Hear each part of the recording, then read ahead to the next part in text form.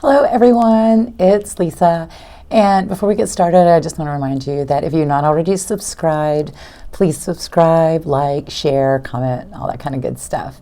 And welcome to this video. Anyway, the video is about exactly what that thumbnail says. Get the Narcissist Drunk.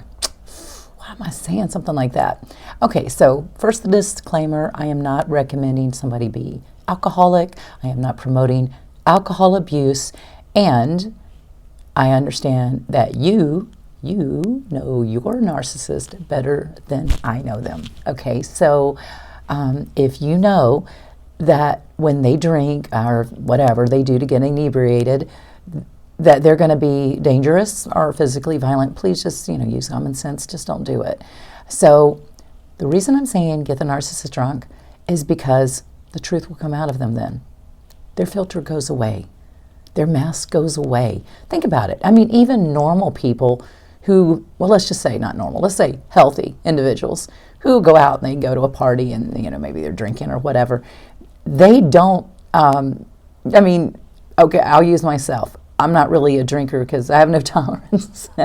And anyone who knows me will say, Lisa she got no tolerance for drinking. And I don't have a problem when people do it. I just can't. So, but I've even noticed in myself, I'm going to be more me, actually. I'm going to laugh more. I'm going to, maybe share more. I'm going to be more likely to say, I just love you. I'm that person, okay? Narcissists are not, unless it's in that love bombing phase, and then you're like, oh, you're so in love, and you're probably drunk too. But anyway, but as time goes on, you're going to see whether your narc is an alcoholic or not. It's not even the point. The point is, how do they act when they drink? Okay, haven't you noticed that they will say and do things that they wouldn't say or do, especially if others are around, if they were sober? And I can tell you that my ex-narc, if he was drinking, he didn't even have to be drunk. He just had to be tipsy. He didn't care who was around. He'd say whatever.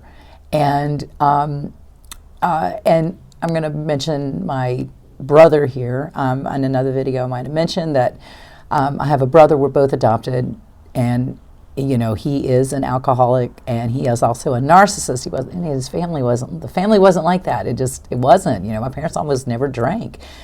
I don't ever remember seeing them drunk ever, to be honest. And so, but my brother turned out this way, and that's one of the reasons I wonder about that. Predisposition, that genetic predisposition, because we grew up in the same home, but first drink of alcohol he had, boom, that was it for him. So he actually told me when he was sober that he said, you know how people think that somebody who's drunk, they're doing and saying things that they don't really mean. And I was like, well, yeah, because that's what my parents always thought about my brother. And I know, of course, that's what they wanted to think. But he actually told me, and I've heard others say the same thing, that no, that's not when we say what we don't mean. That's when we say what we actually do mean. The things that we filter out and that we hide, until they get those big cojones, from drinking, and then they'll just say anything. And actually another creator, Peter, if you guys watch him, I'm going to add him in this. He did a little short on getting the narc drunk. And I'm just going to put his video down for reference, because his was a short one he did a few months ago, and I was like, oh my God, that's exactly what I was going to get ready to talk about. So, yep, I'll drop his link. And he actually agrees. I'm just going into a little bit more detail with this. So, okay, so here's a true story. One Christmas, and it was our first Christmas in our new home, me and the ex-narc were, had been having a good day and everything like that. Nobody's arguing. And he wasn't drunk. He was just a little bit tipsy. But he spent like the better part of an hour venting, not screaming at me, but venting to me about his second wife. Now, keep in mind, they had been divorced since 2001. We got married in 2015. Why are we talking about this now? And his big problem with her, and he was talking about how he'd like to get revenge on her one day and all this other kind of stuff. And that was because when they divorced, he felt like she had gotten too much money. Of course, what he's not mentioning is, the reason they got divorced was because he was having an affair, and he told her about it, and, she didn't want to be married to him anymore. I don't know why. Okay, that'd be most people's response. So he would like to get back at his first wife, the second wife, and the girlfriend before me. But now I am at the top of the hit list. And the reason I am is because I'm the one who went out and publicly called him out on the crap. I just, I told the whole world, hey, guess what? He's impotent, okay? And that's true. That's all of the story. I showed the whole world videos of him and audios of him ranting and raging, and I have called him out in every single way. So who do you think is on the top of the hate list? Oh, my God. And also, even if you think, like, well, I know that narcissist is capable, my narcissist is capable of a lot of nasty stuff, but they wouldn't do this or they wouldn't do that. I want you to understand something. Narcissists do not have limits. No limits. There's no low that is too low for them. And honestly, and this is not an exaggeration at all, if my ex-narc husband could get away with it, he'd kill me. No kidding. He told me in detail how he was planning to kill the girlfriend before me, and I think I mentioned that story in another video. It was in real detail, like he really gave it a lot of thought. What? Okay, so the narcissist filter, their facade, their fakeness, that mask, it just falls off when they're drinking. Here's another example. About a month before I left the narcissist, we had gone to Arizona on a trip. And for a few days, I wasn't with him because I was on a retreat, in near the Sedona area.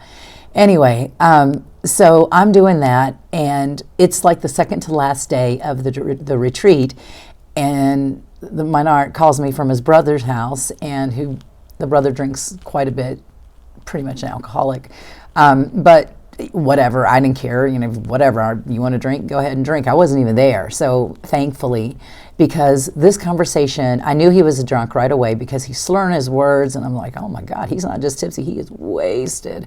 And so I was trying to kind of get him off the phone because I kind of know how he can get. So he was like, oh, no, don't get off the phone, I really want to talk to you. So we talked, and mostly for the first hour, it's just, a drunk, rambling narcissist. And the last 3 hours of that conversation was him screaming at me. Yeah, just screaming at me. And it was so loud that I didn't have the speaker on my phone. I just had it, but I was having to hold it like way, way, way away from my ear, so that, because it was so loud, I was about to bust my ears. It was so loud that I found out the next morning that the people in the next room could hear it. The walls weren't that thin. I mean, how loud did this have to be for real? For other people to, and I was so embarrassed. Also, I've had many people say, Lisa, why did you listen to that for so long? Why didn't you just hang up on him? You were not there with him. Yes, I know that. I even had friends say that. I couldn't believe you listened to that for so long. I was playing the game until I could leave. I knew what I was doing. And I also knew if I hung up on him or I did anything like that, it was going to be really bad later when I saw him in person. So that's another big reason that I didn't. So again, if you really want to see what that narcissist is like, and I would even do this on dating a person. I mean, this is what I'd even recommend doing this, like, let them drink and check them out. Are they getting drunk on the first date? Because that's really a red flag, waving you down, right? Or how do they act? Because, think about it. They're love bombing you right now. They're trying to be on their best behavior. And this is the way you can really get to know them. And as long as you aren't wasted yourself, you can get it. But if I were dating now, and I'm not single, so I'm not dating. Anyway, but if I were to be dating right now, I would do that. I would do that. Like, let me see what they're like when they drink. So I'd love to hear you guys' opinion on this.